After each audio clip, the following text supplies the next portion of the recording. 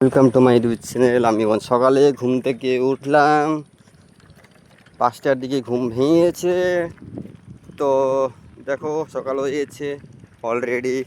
আমি এখন যাব খেতি পাট বাড়িতে ঝাড়তে, যাকে বলে পাট। তো তোমরা কেমন আছো, কি ভালো আছো, কেমন আছো সবাই বলো, কমেন্ট করে অবশ্যই বলবা। আমি চলে আসলাম পাট ঝাড়তে। অলরেডি আমি পাট ঝেড়ে দিচ্ছি অনেকগুলা।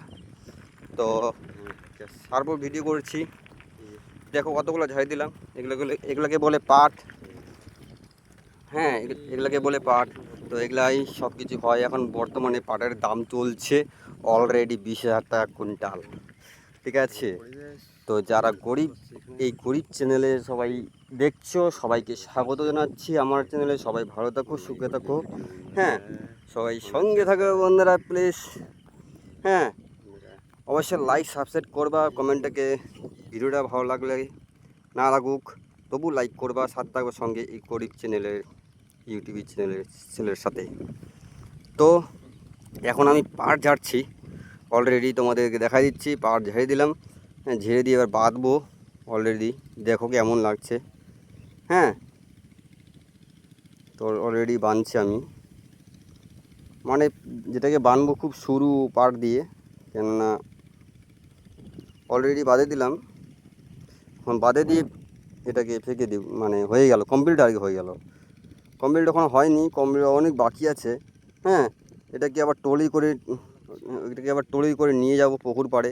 এগুলা পুকুরে দিব না, কারণ অনেক দূরে জমিটা। হ্যাঁ, বলেই টলি করে নিয়ে যাব, নিয়ে যায় আবার পুকুরে দিব। পুকুরে আবার গড়াবো, মাটি দিব, জলে নামবো, জলে দিয়ে মাটি দিব, মাটি দিয়ে গড়বে মোটামুটি 15 দিন পর। 15 দিন ছুলে আবার শুকাবো, শুকায় আবার তখন পাটটা কমপ্লিট হবে। কমপ্লিট হয়ে তারপর বিক্রি করব। তো বন্ধুরা, খুব কষ্টের কথা এসেলেই আমার জীবনে এত কষ্ট যে বলা মুশকিল। হ্যাঁ, যখন বাবা মারা যাওয়ার পর আমি খুব একা হয়ে গেছি। ওই জন্য দেখো বন্ধুরা, টাকা থাকলে সবাই পাশে থাকে। হ্যাঁ, টাকা না থাকলে কেউ পাশে থাকে না, এটা মনে করে রাখবা। সবাই রোজগার করো, সবাই ইনকাম করো। হ্যাঁ, সবাই সংসারের পিছনে থাকো, কিন্তু মা বাপ ছাড়া কেউ আপন বলতে এই দুনিয়াতে কেউ নেই। ওটাকেই তোমাদের বলছি, সবাই মা বাপকে কখনো কষ্ট দিবা না। হ্যাঁ, এটাকে বলে ভালোবাসা। টাকা থাকলে বন্ধু বান্ধব অনেক আছে। আজ আমার কাছে বাইক নেই বলে কেউ আমার সাথে নাই। হ্যাঁ, তো এই গরিব ছেলের সাথে সবাই সঙ্গে থাকবা। যদি ভিডিওগুলো একটু না একটু ভালো লেগে থাকে তো অবশ্যই চ্যানেলটাকে সাবস্ক্রাইব করবা, দেখবা, কমেন্ট করবা। পরবর্তী ভিডিওটাকে দেখার জন্য পাশে থাকে বেল আইকনটি অবশ্যই ঘন্টিটা বাজাবা। ঠিক আছে বন্ধুরা, সবাই ভালো থাকো, সুস্থ থাকো, এটুকুই অনুরোধ আমার তোমাদের কাছে। হ্যাঁ, কি করব, কষ্টের কথা। এখন আমি বাড়ি যাব, বাড়ি যাওয়া থেকে খাওয়া দাওয়া করবো, খাওয়া দাওয়া করে চান টান করে অলরেডি রেডি হয়ে যাব। রেডি হওয়ার পর আবার কাজে যাব। তো কাজের টাইম শেষ।